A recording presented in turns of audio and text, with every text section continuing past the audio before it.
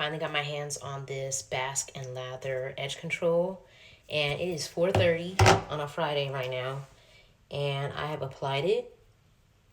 The hold is strong, and I am going to go to sleep tonight and show y'all what my edges look like in the morning to show y'all if this edge control is actually worth it. Okay? See y'all in the next. Okay, moment of truth. I just woke up. Edges are still intact. Get this edge control, y'all.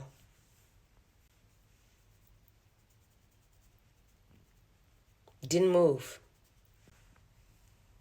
This side, I didn't put as much product. But here's the proof.